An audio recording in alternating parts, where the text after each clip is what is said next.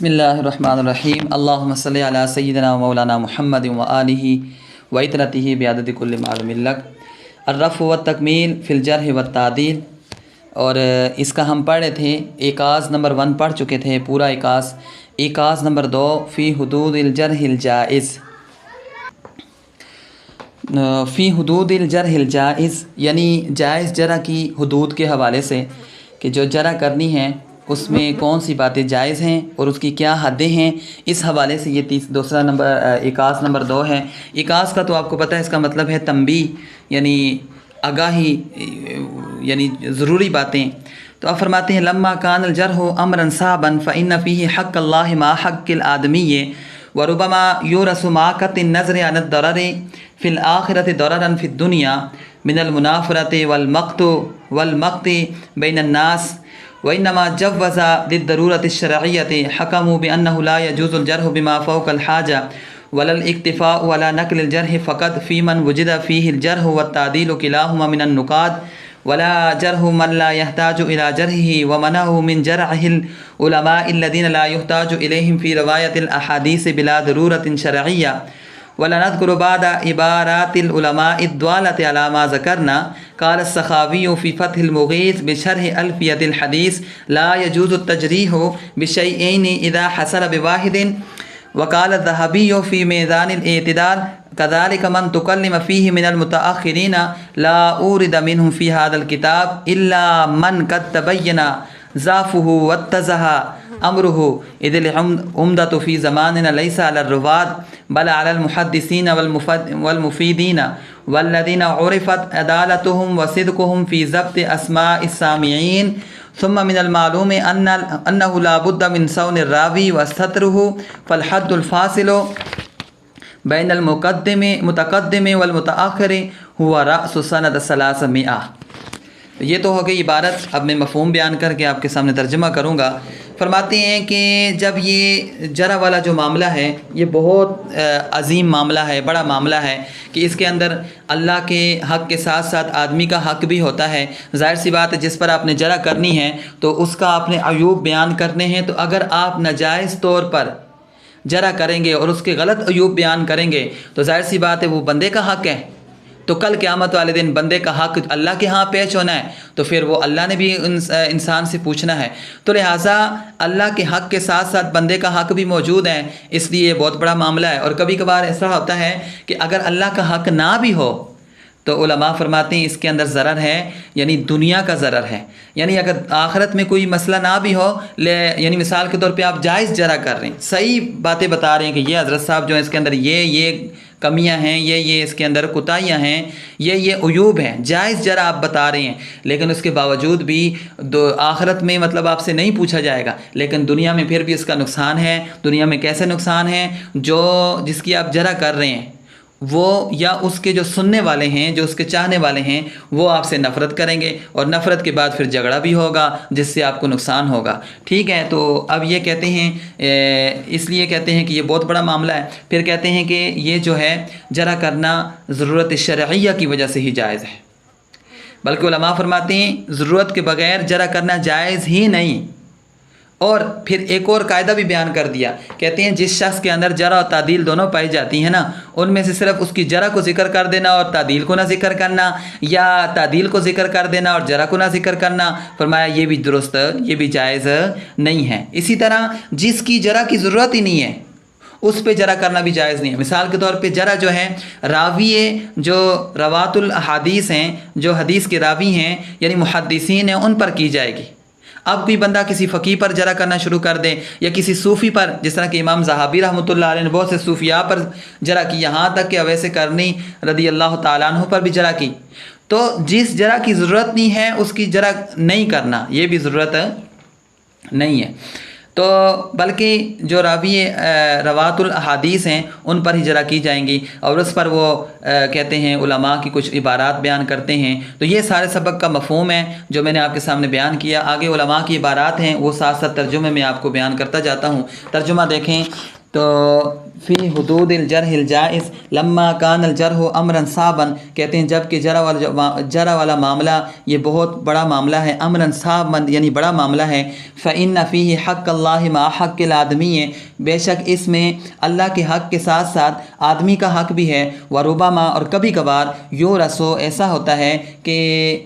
وارث بناتا ہے یہ چیز، یعنی یہ جرح کرنا وارث بناتی ہے، مع قطع النظر عن الضرر فی الآخرہ، باوجود قطع نظر آخرت میں ضرر کے قطع نظر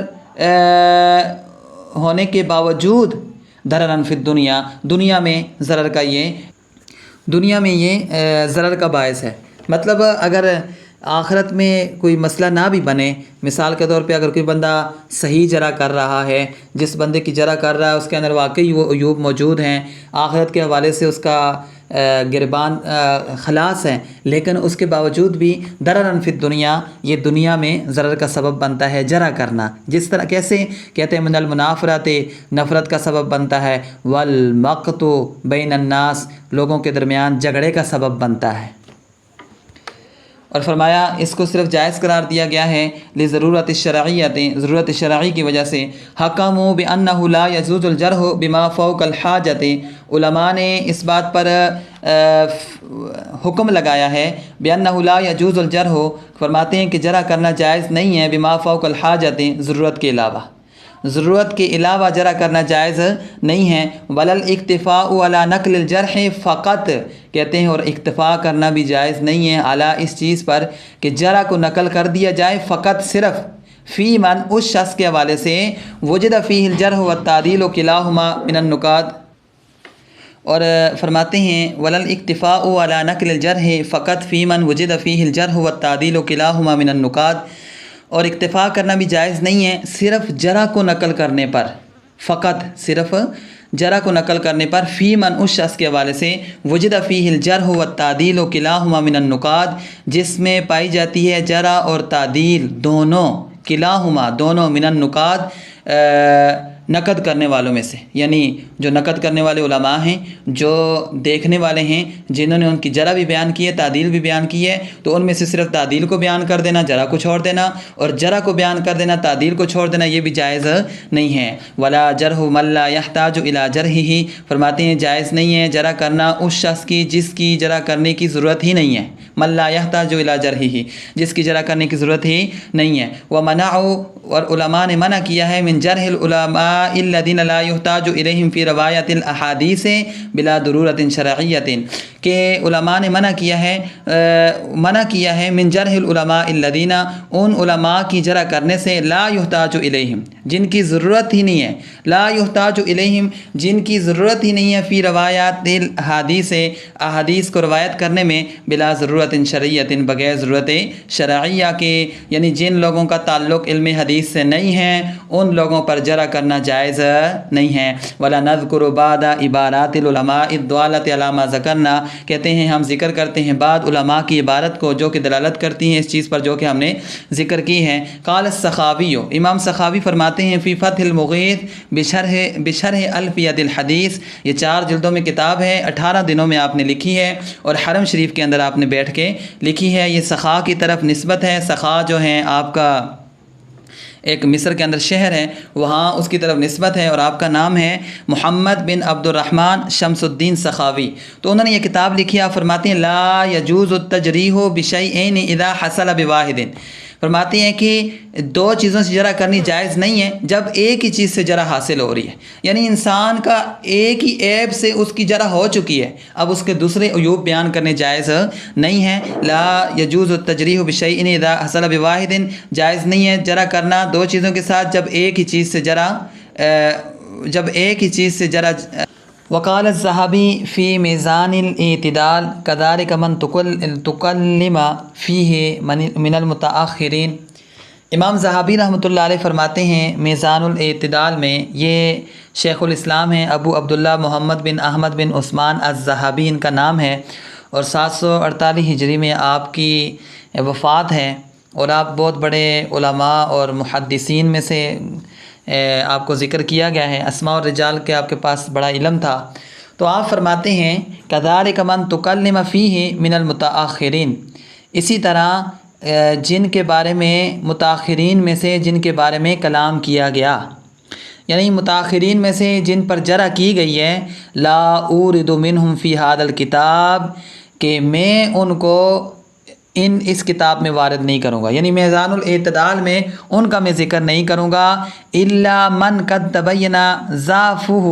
واتضح امرہ، ہاں مگر اس شخص کو جس کا ضعف جو ہے بیان ہو چکا ہو، واضح ہو چکا ہو، اور اس کا معاملہ لوگوں کے سامنے واضح ہو چکا ہو، اس کو بیان کروں گا۔ اس کے علاوہ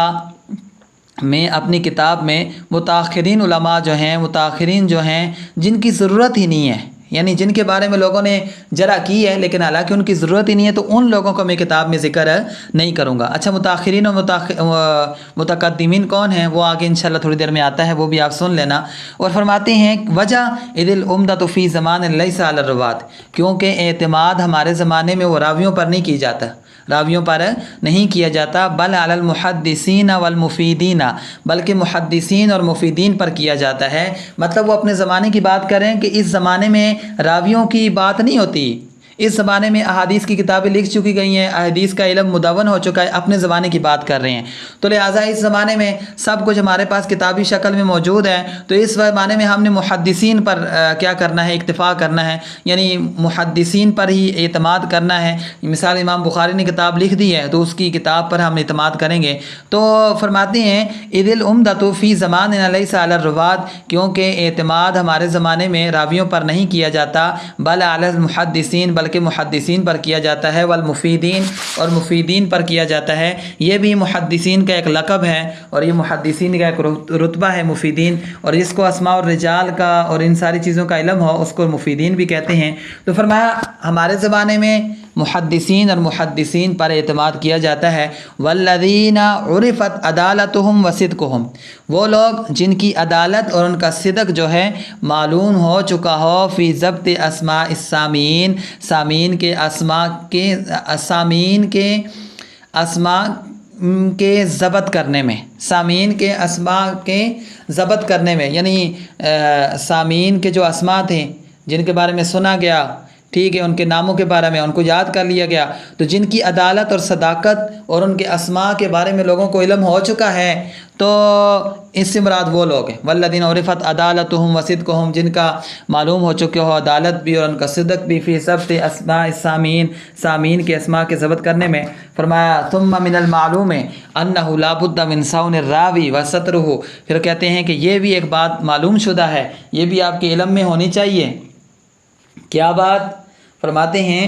کہ انہ لا بد، کہ بے شک ضروری ہے، من صون الراوی وسترہ، کہ راوی پر، راوی کی عزت کو محفوظ کرنا اور اس پر پردہ ڈالنا، یہ بھی کیا ہے، بہت ضروری ہے۔ یعنی حت الامکان یہ بھی کوشش کرنی چاہیے کہ اس کے راوی پر پردہ ڈالا جائے، اس کی عزت کو بچایا جائے، یہ بھی بہت کیا ہے، ضروری ہے۔ فالحد الفاصل بین المتقدمین والمتاخرین، بین المتقدم والمتاخر،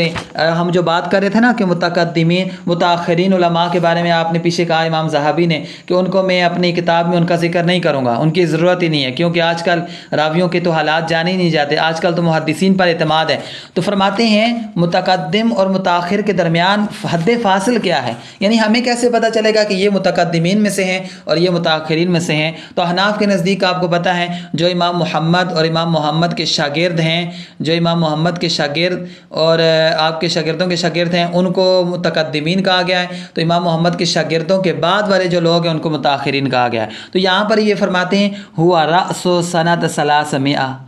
جو 3 ہجری کے